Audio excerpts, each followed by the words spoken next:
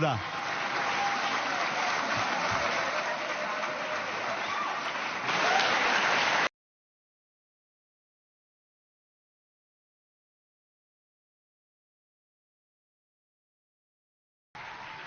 ברגל צולעת, עם רוב דחוק מאוד של 60 מול 59, אבל אנחנו...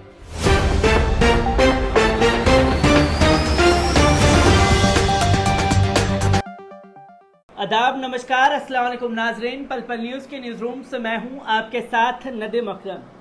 आज के खबर की शुरुआत फैज़ अहमद फैज़ की दो लाइनों से करना चाहूँगा। जब अर्ज़े खुदा के काबे से सब बुत उठवाए जाएंगे, हम अहले सफ़ा मरदूदे हरम मसनद पे बिठाए जाएंगे, सब ताज उछाले जाएंगे, सब तख्त गिराए जाएंगे, बस नाम रहेगा अल्लाह का जो गायब भी है और हाजिर भी। ये फैज़ अहमद फैज़ ने दो लाइनें लिखी थी और आज के मौजूदा दौर में ये बिल्कुल सटीक बैठता हुआ नजर आता है। जो जालिम अपने आप को पूरी तरीके से खुदा मान बैठे हैं और वो जालिम अपनी इस खुदाई के चक्कर में ना जाने कितने लोगों की जान ले रहे हैं। आज ट्रंप के बाद एक और ऐसे ही जालिम को इतिहास के कूड़ेदान में डाल दिया गया है।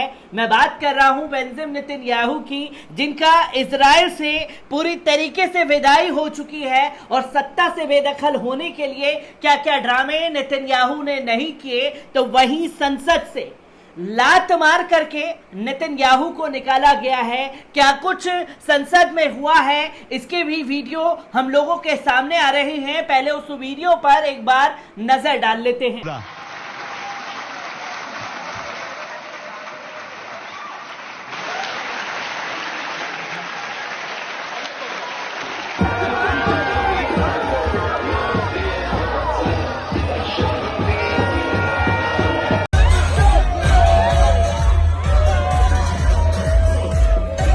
तो दोस्तों, आपने वीडियो देखा किस तरह से नई सरकार का गठन होते ही इजराइल में एक जश्न का माहौल जो है वहां की आवाम में देखने को मिल रहा है। और संसद में जैसे ही नेतन्याहू की विदाई लगभग तय हो गई और नए प्रधानमंत्री ने शपथ लेने के लिए अपनी बयानबाजी शुरू की, तो किस तरीके से धक्का मुक्की का माहौल नेतन्याहू की तरफ से बनाया गया, इसकी भी तस्वीरें दुनिया ने देखी हैं। और कैसे इस जालिम का मुंह लटका हुआ था, ये भी तस्वीरें दुनिया के सामने आई हैं। पर क्या कुछ हुआ है संसद में, उसके बारे में भी आप लोगों को बता दूं। इजराइल के पूर्व प्रधानमंत्री नेतन्याहू की अत्याचार और जुल्म पर आधारित 12 वर्षीय सत्ता समाप्त हो गई है। प्राप्त रिपोर्ट के अनुसार इजरायली संसद के स्पीकर ने पिछले सप्ताह देश में नई सरकार के चयन के लिए 13 जून को वोटिंग कराने का ऐलान किया था। बताया जाता है कि संसद में नई सरकार के गठन के लिए वोटिंग हुई, जिसमें न्यू राइट पार्टी के प्रमुख नेफ्ताली बेनेट दाएं और बाएं बाजू की पट्टियां और अरब पार्टियों की ओर से 60 वोट हासिल करने में कामयाब रहे। न्यू राइट्स के प्रमुख नेफ्ताली बेनेट जायोनी शासन के नए प्रधानमंत्री के पद की शपथ उठाएंगे, किंतु सत्ता में रहने के लिए उन्होंने केंद्र और दाएं तथा बाएं बाजू की घटक पार्टियों के साथ गठजोड़ जारी रखना पड़ेगा। याद रहे कि पूर्व प्रधानमंत्री नेतन्याहू अवधि के दौरान संसद में बहुमत साबित करने में नाकाम रहे हैं और विपक्षी दलों के गठबंधन में प्रधानमंत्री नेतन्याहू से गाजा में बमबारी के बाद से दूर रहना शुरू कर दिया था। उल्लेखनीय है कि पूर्व प्रधानमंत्री नेतन्याहू के भ्रष्टाचार के बारे में उनके विरोधी उन्हें भ्रष्ट प्रधानमंत्री कहकर पुकारते थे और पिछले एक साल के दौरान उनके विरुद्ध व्यापक स्तर पर प्रदर्शन भी इजराइल में देखने को मिल रहे थे। तो हाल ही में जो फिलिस्तीन के ऊपर जुल्म ढाया गया नेतन्याहू के खिलाफ विपक्षी पार्टियों ने उनसे किनारा कर लिया था और नेफ्ताली बेनेट को पूरी तरीके से अपना समर्थन दिया और ये गठबंधन बन गया। तो 12 साल के तानाशाह का अंत लगभग तय हो चुका था और जब संसद में अपना बहुमत साबित करने का मौका नेतन्याहू को दिया गया और नेफ्ताली बेनेट को दिया गया, तो नेतन्याहू पूरी तरीके से अपना बहुमत साबित नहीं कर पाए और मुंह ताकते रहे कि कोई विपक्षी पार्टी आकर के उनका समर्थन कर दे। पर किसी विपक्षी पार्टी ने नेतन्याहू को समर्थन नहीं दिया। नफ्ताली बेनेट के साथ जाना जरूरी समझा क्योंकि इजराइल के वक्त की जरूरत नफ्ताली बेनेट बताए जा रहे हैं, क्योंकि नेतन्याहू जिस तरीके से कार्य कर रहे थे और भ्रष्टाचार के आरोप में खुद प्रधानमंत्री संलिप्त पाए गए, उनके खिलाफ कोर्ट में और खुद पुलिस ऑफिसर्स ने उनके खिलाफ मोर्चा खोल रखा है। आपको बता दें कि इससे पहले क्या कुछ संसद में हुआ। नई सरकार की पुष्टि के लिए इजराइल की संसद नेसेट में जोरदार हंगामा हुआ। सत्र शुरू होने पर नामित पीएम नफ्ताली बेनेट से धक्का मुक्की की गई, खुद बेंजामिन नेतन्याहू के जो सांसद हैं उनके द्वारा। बेनेट ने जैसे ही अपना भाषण शुरू करने का प्रयास किया, अन्य नेता द्वारा उन्हें बार बार परेशान किया गया। भाषण के दौरान विपक्षी बेनेट पर चिल्लाना जारी रखना है और उनके लिए अपराधी व झूठे शब्दों का प्रयोग करते रहे। वहीं नई सरकार में सहयोगी पार्टी के नेता लैपिड ने तो भाषण ही छोड़ दिया। उन्होंने धक्का मुक्की की घटना को लोकतंत्र को शर्मनाक करने वाला बताया।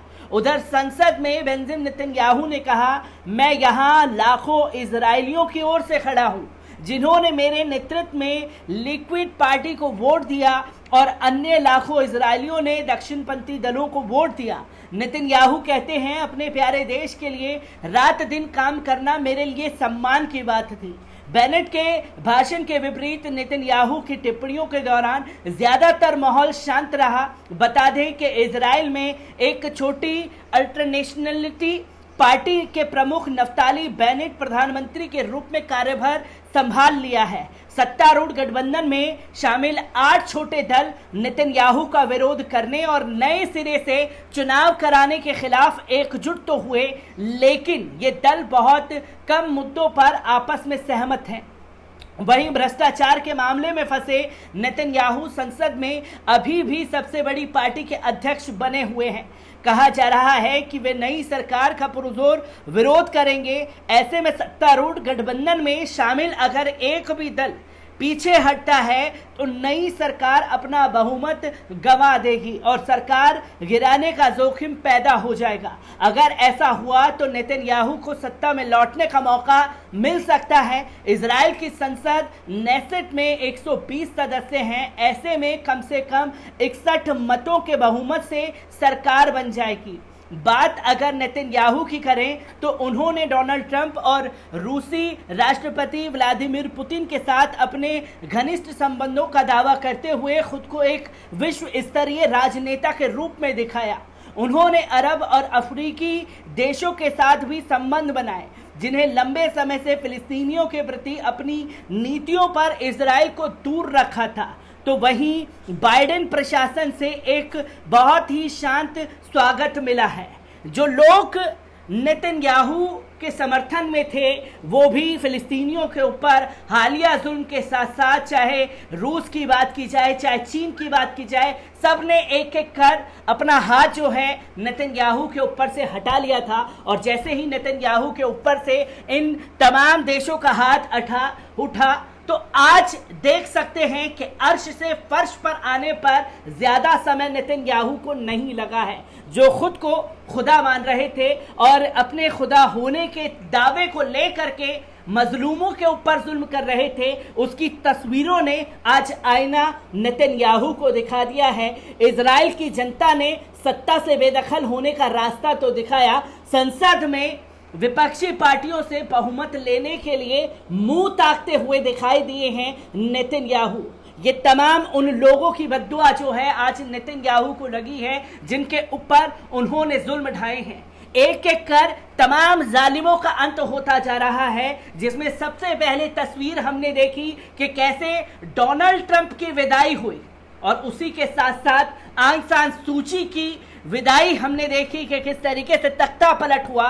तो अब तीसरा नंबर नेतन्याहू का है, चौथा नंबर किसका आएगा कमेंट बॉक्स में आप लोग बताना ना भूलिएगा। मैं ऐसी ही खबरों से आपको रूबरू कराता रहूंगा। दीजिए इजाजत, शुक्रिया।